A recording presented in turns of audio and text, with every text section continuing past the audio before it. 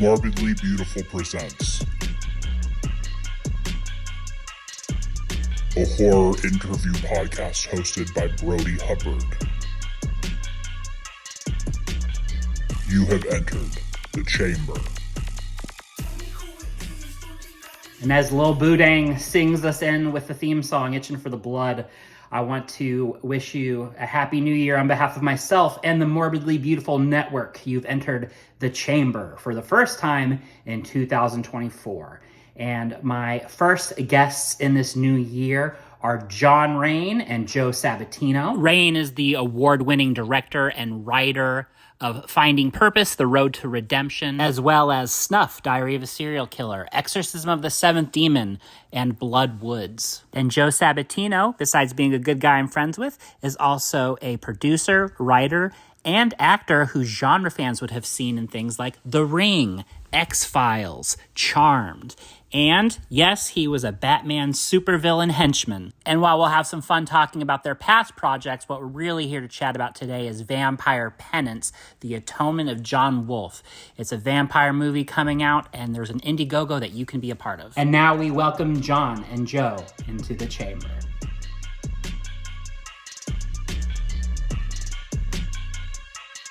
Let's hit record and talk about it. Okay, Yeah, let me. John wrote the script. Not only did he write the script, he came up with this idea. And here's the shocker. First of all, it blew me away. But, John, I don't want to embarrass you, but I'm in the movie theater and I'm watching Raiders of the Lost Ark, the last one that just came out. And I come out of the movie theater and I have to dial John right away. And I go, John, you're not going to believe this. And he goes, Joe, what's that? And I said, the Lance of Destiny. It's Steven Spielberg's using it. It's in his movie. He ripped us off. He goes, I don't think he ripped us off. But so the point is, John just came up with such an iconic take on this whole, vampire lore that when I read it, I just said, wow, this is going to make noise, and it's tremendous. I mean, picture opening up a thriller with the crucifixion of Jesus Christ. Yeah. I mean, I don't think you can get any more powerful than that. Yeah. John, what drew you to the vampire mythos? I mean, and what draws people, do you think, to not only that mythos, but sympathizing with the vampire? This is a atonement tale, right? And yeah, let me touch on some things that Joe just talked about, though. I did originally come up with the idea years ago. It was like 28, 30 years ago. I wrote a script that involved two people, basically, and I named it Evergreen is the Blood. Evergreen meaning everlasting, and I thought that's kind of like the vampire blood. It's everlasting, it's eternal. So that's how I came up with that.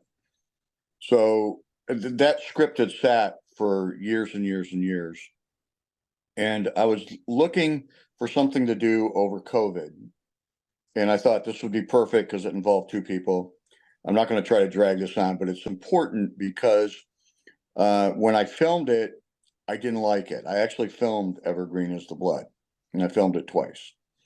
And I hooked up with a good friend of mine, Mark Weiss, who Joe also is very good friends with for many, many years. And he took a liking to it, and the script started evolving. I knew we were lacking a lot in this script. So I had another friend of mine who is a historian and an author, and I came up with this concept of what you see now. But Joe Sabatino played an intricate part into getting the script to where it is now. He is an award-winning writer, producer. His show, Necessary Roughness, was amazing. And so when Joe came on and he took an interest in this, I was overwhelmed because here's a guy that's Hollywood. This is Mr. Hollywood right here. And for him to take an interest and come in and help me refine this and to get it to where it is today, I can't just sit here and say, hey, I wrote the script. Yeah, I came up with the ideas. I came up with the concepts, but there's so many people involved to research and help write this thing to where it had come today. Now, back to your original question, I didn't want just an ordinary slasher vampire horror film. I wanted something that would be different, that would challenge the beliefs of the vampire lore that we knew in the Western culture. I also wanted to redefine the vampires. You just asked me, what do I think of a vampire? I don't know yet, because it's a mythical creature. Is it a demon? Is it a possessed soul? What is a vampire? So when I started researching all of this, I started to get some answers that I thought we could incorporate into our script. And that is one of redemption. And I think regardless of what you think a vampire is, I believe it's a lost soul that can be brought back. And that's what this story is all about. It's a very powerful story of elements of religion, elements of the demon, elements of the vampire lore that we've kind of reconstructed. Yeah, and that's a great point as far as not only do you have vampire mythos, but religious horror with religious themes, always exciting and add something, I think, extra gravitas to it. Joe, is that what attracted you to the story as well? Well, first of all, when I worked with Roger Corman, right? And I've done, 1, 2, 3, 4 films with Roger over the years. And John, gosh, I don't want to embarrass him, but I don't know how many, John, you made him, I think John's done probably 27 feature films, in this low budget, genre, Yeah. which I love because I just love that campy style to it and really gritty feel. But he's won, I don't know, 18 awards. So 29. Quite a big list. 29. yeah, to me, if I was in the major leagues and I got up 27 times and hit the ball 18, well, I'm $1 million player. I'm a star. So that's the way I look at John. He totally has this genre and this niche down, and that's why we're super excited. But what really drew me to this script was when I read it. John and his writing, his research gentleman, Sheehan Wolf. Harry, right? Yep. But what they did was they combined fact with fiction, and they kind of wove it like, is all of this true? No, this can't be true. But we're in a new day today, and now people are going to look up the Lance of Destiny. People are going to look up Adolf Hitler. Was he searching for the Lance of Destiny? People are going to research General George Patton. He was looking for the Lance of Destiny. And all of these true life factual events happened. And now we're weaving it into vampire lore. I just think it's something that just hasn't been done. And we're, like John said, we're going to really, people are going to question, wait a minute, that kind of sounds plausible. Wait a minute, that really does sound true. So we're really going, fact and fiction. It's kind of blurring those lines. And that's what really caught me. And like John said, it's not your typical slasher, blood. I mean, there's such a profound story here that it makes it just really cool. And I think in reading it, it has that Raiders of the Lost Ark feel, where it's this adventure that we're going on, and vampire hunters from around the world. And as John always knows, this is the first of a trilogy, and we're going to time travel, and we're going to, on our next picture, we're going to be over in Scotland. We have a castle waiting for us. We've got, oh gosh, 200-300 medieval equestrians that put on these medieval shows that are dying to work in the film. So we got some really exciting stuff ahead. Very wonderful. Where are you at in terms of both production and with the Indiegogo aspect with the fundraising? Sure. John, you want me to just take this real quick? Yeah, please do. Yeah, Okay. go ahead. So with Indiegogo, we all got together, and it was maybe a week or two before Christmas, and we said, we should launch an Indiegogo campaign. And we all were like, hey, that's kind of cool. Let's do it. We went on Indiegogo, and we are like, wow, this is really cool how they're doing it. And we launched our campaign, and maybe it's destiny, the Lance of Destiny, the Destiny of Vampire Penance, who knows? But we launched it, I would say, a week or two ago. And we also, John, because with being just a wonderful writer, an award-winning director, producer, he's also an acclaimed artist. And he put together this Vampire Penance magazine, which is a monthly magazine subscription. So what we did was we put that up on Indiegogo with our content and whatnot. And all you have to do is search Vampire Penance on Indiegogo. It'll take you right to our one pager there. And we put it up like a week and a half ago. We're trending on Indiegogo. We're in first position. We've been in first position, and we've already had, about 180 people already give their emails, sign up for the monthly magazine of Vampire Penance, and that keeps the community and the fan base just, in the know of what's going on. And in addition to that, we're running a worldwide actor search for 6 parts in the film. And it's when people sign up for the magazine, that allows them to be in the vampire community, and they can vote when the auditions come in. They're going to be voting. So the community is actually going to be voting for who's in the movie.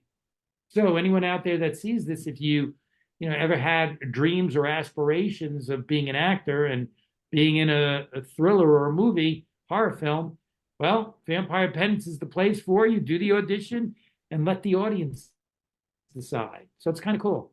Yeah, nice little interactive a part of that. So which I think is an interesting and great thing that's happening in independent filmmaking and fundraising, with folks even bidding on cameos in pictures and things like that, and the directors and writers being able to skillfully weave them into the narrative, which is well, I think that's one of the reason. Well, it is the main reason I decided to go with the fundraising campaign, because we've been working on the project for about 3.5 years coming up, and we've had producers interested in coming on board.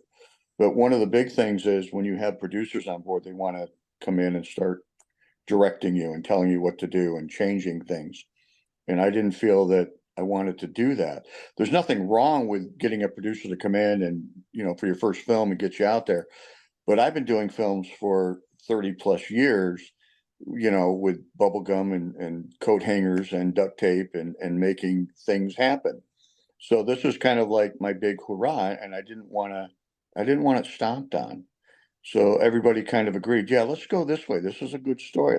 Let's not dilute it anyway. Brodie, I forgot to tell you, one of the other things that fascinated me about John was, when we first got to know each other, John, because he is an acclaimed artist, he's so super talented with what he can create. And we were looking, we were talking about Vampire Penance, and he says, Joe, can I send you a couple of things that, I've done, in my basement? And I said, yeah, sure. Now, I've been on major motion pictures, whether it's the Batman movies or whatever. And John he's such a talented miniature model maker.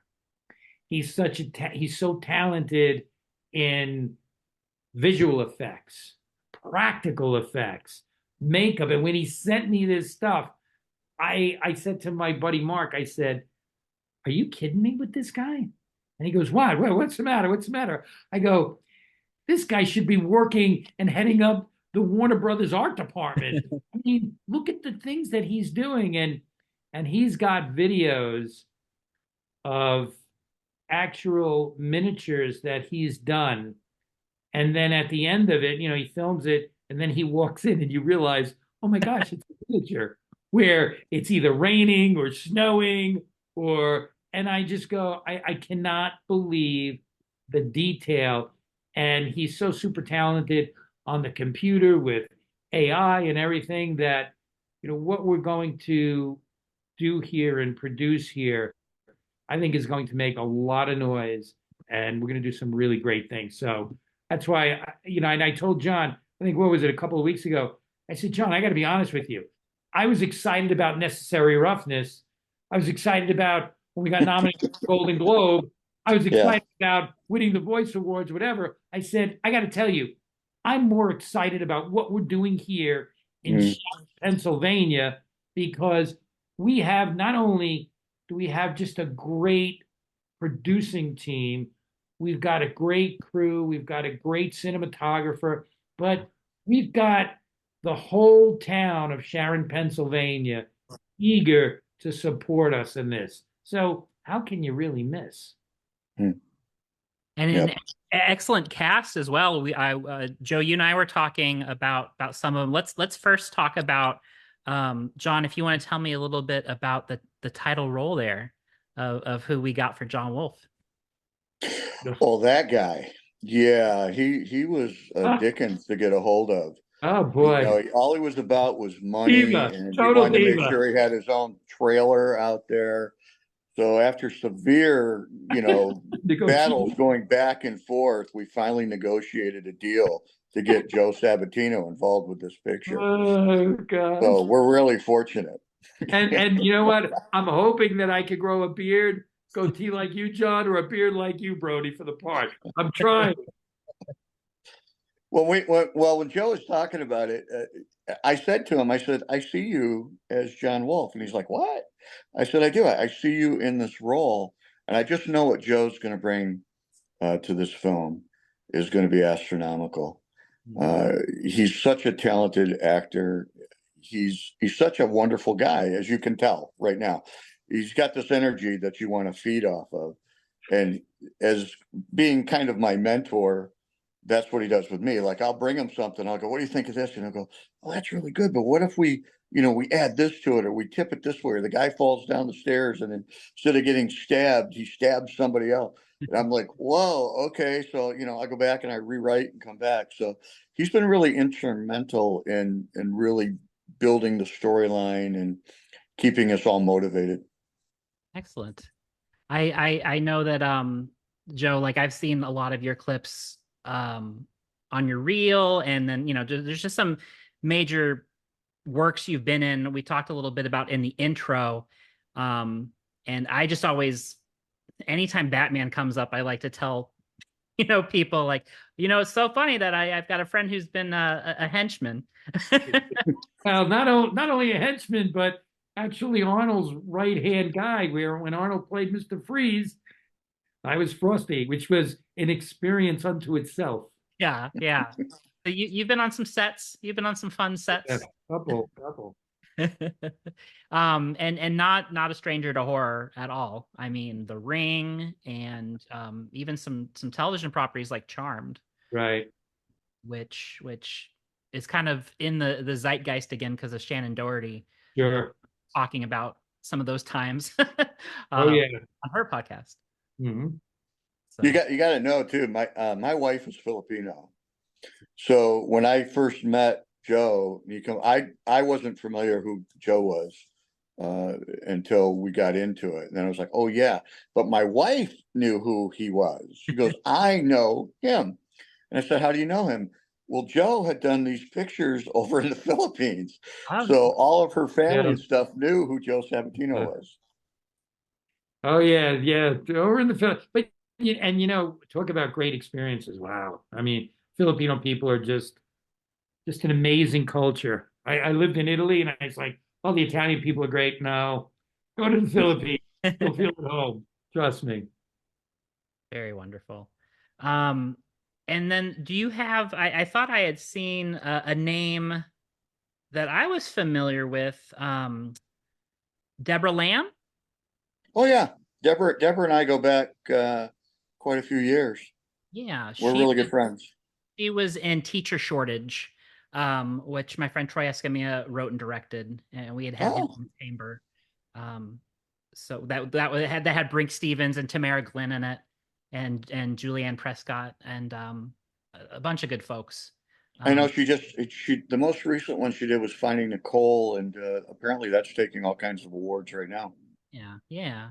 So it's great that there is such a there's the very much tight knit aspects of the horror community, and then even folks who don't know each other initially, it turns out you can do the degrees of separation and find out who's connected. So Yeah, well, Deborah's a wonderful talent, and she's been in quite a few low budget films, but she's been in a few big ones also. But she's got such a big heart and her caring personality. People fall in love with her, and she's got friends all over the place. And she's been instrumental in also helping me, get connected with certain aspects of Hollywood. yeah. Something we've talked about on this show before, and Joe, you and I had kind of touched upon off camera recently, was just the ever-changing world of distribution. And I was wondering if either or both of you could kind of speak on that. Sure, I've had Joe sure. Castro on the show, Joe Castro has been very outspoken about some of the problems with film distribution. Yeah. Ways it's opening Yeah. up to streaming, and then in other ways, there are people finding new kind of challenges with the streaming model. But yeah, I would love to hear what you have to say. Yeah, John, do you want me to just fill this? Yeah, go ahead, Joe. Okay. Yeah. So yeah, distribution, obviously that's the lifeblood of a picture. And this is one of the reasons what we're doing, because, having been involved in, the entertainment industry for 30 years and John being involved in it for so long, we're like, Hollywood is changing. And the tentpole pictures right now, I mean, it's kind of a dying model. And today, it's really all about community. And that's why what we want to do is we're really reinventing or reimagining movie making. And we're doing it in such a way that it's really this immersive experience with our community, with our fans, where, with getting that community by having the monthly magazine, and at the rate of which everybody is, giving their emails and signing on for our free magazine subscription, the Vampire Penance, we're growing this community. And now with the actors in the acting contest to get parts on it, what they do then is they share their audition with their friends and say, hey, go vote for me. So we're just growing this community on a worldwide basis. And we really have, a 3 or 4 prong approach to distribution.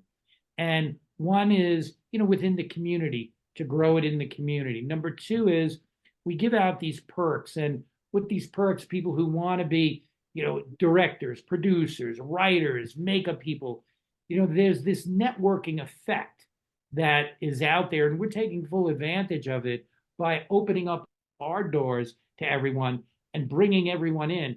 And it's amazing how, and we've all been in this business for a while, that, who knows who, that knows who, that knows who, that knows who. So you have that networking effect. Then also, there's obviously the film festivals, and we're going to, exploit that. And then, lastly, there's, we look at it this way, lastly, is traditional distribution. So, that's, there's a number of different ways that we're going to distribute this. And now with the advent of streamers coming on, it makes it more flexible. And what we're doing, which is, we've got some real great surprises in how we're interfacing and interacting with corporate America through what we call these team builders, because John will be the first one to attest that you can't make a movie without a good team.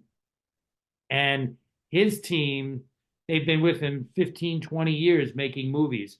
So we have a rock solid team. And what we're going to be doing for corporate America is we're going to be offering these 2-day team building events and workshops where they're going to come on the set and John's going to be directing, and he's actually going to be showing these corporate executives how movies are made and how we can't not but have a team, because if we don't have a team, we're not making a good picture. And even John said, he goes, we'll put them in the scene and we'll actually shoot them. And if they're good enough, we'll say, hey, do you want to be in a movie? So, we always say we can't promise that we're going to win an Oscar, but what we can promise all of corporate America that gets involved with our team building event, that it'll be an experience that they'll never forget. And that's what we promise. Excellent. John, what is the set that you're in charge of look like and feel like? What's the kind of the mood, the atmosphere on your sets? Well, I'm kind of a different person on set than I am here. I'm a little bit more of a general, commanding the troops. But our sets are warm, friendly sets. And we work with professional people that understand the workings of a set. So I take a lot of input when I'm shooting scenes, and I flush that all out a lot. Like, I go in with my vision, because obviously I have a vision as the director, but I have so many aspects of the shoot that I'm looking at that sometimes it gets convoluted and you miss things. You miss sometimes simple things. And somebody might say something that sparks me and goes, oh my God, yeah, let's do that. And I've been kind of one that will go off script and start shooting something totally different than what we had wrote, just simply because it's better. And that's what we're trying to do. We're trying to make this film as big as we can. So yeah, it's fun. It's laid back, but we get the job done. Yeah. And what I'm hearing is it sounds like you are a very collaborative person, despite being a general and being somebody who excels in these various aspects that you clearly can handle yourself and have been doing so on for several. Well, yeah, I'm very collaborative. I love to have people give me their input and their ideas. Because anybody that says they're making a movie by themselves is whacked, and it's a total team effort. But there is rules to the game, it's like with the director. You don't want to be on set and have somebody breaking the flow of what's happening while you're filming or directing. I always tell everybody that's there, if you have an opinion, you have an idea, you wait till the breaks and you contact me and you come over, and that's when we discuss that. Never when we're just there putting everything together. And it's not film anymore, so it's all digital. So we can take as long as we want and as many takes as we want. So yeah, it's different beast that way. Yeah, that's another thing that has definitely opened up. But we did talk about the internet community aspect of it and being able to kind of source talent and fundraising and things like that. But even aesthetically, you've seen, both of you, the evolution in from film to, I guess, more high quality digital. I think back to like when Robert Rodriguez first filmed Once Upon a Time in Mexico, and I believe that was like one of the first HD video feature films, if I'm not mistaken. Yeah, when DSLRs became really available, that's when everybody decided they were going to make movies. Everybody started popping up. Hey, John, we just had a really, really great actor that came aboard. Why don't you share Mike Ferguson? Oh my God, yeah, Mike Ferguson. Listen to this. Listen to yeah, Mike Ferguson and I have been friends on Facebook for probably 3.5 years. And I'm going to say this out there. Mike and I didn't start off on the best of terms, but we became very good friends afterwards. And I've always told Mike how great of an actor I thought he really was. And when he was doing things, even 3 years ago, he was kind of like a diamond hidden in the rough. And people weren't really appreciating his full potential. I saw his full potential immediately in what he was doing. And he has grown so much in the 3 years that I've known him that when I talked with him just a week ago, I said, am I going to be able to afford you? And he was like, come on, John. And I was like, okay, cool. So I said, I really want you in this film, and I'm going to write you in bigger. Because when we first started this 3 years ago, he had a small part that I was going to put him in. And I just see him really adding so much to this film that we're going to reinvent his character a little bit and bring him in not only for this film, but for the other two. So I'm very excited to have Mike on board. He's going to bring so much to this film. It's crazy. Yeah, and what's cool is, Mike is one of those guys, very entrepreneurial, and his following. I was blown away with his following, right? Got 2, 3, 4, 5 million followers. Well, he also does those things on YouTube with a couple of the producers, and they get 25 million views. So he's got a big following, but he's such a nice guy. He's a true guy. He's got a big heart also, even though he won't tell you he does. He does. The film is Vampire Penance, The Atonement of John Wolf. If you go to Indiegogo and you search that title, also in the episode description, you can find the link to that. I want to thank John Rain and Joe Sabatino for entering the chamber today. Thank you, Brodie. Thanks, Joe. Thank you, Brodie. Had a wonderful time, man. Wonderful program. Thank you so much.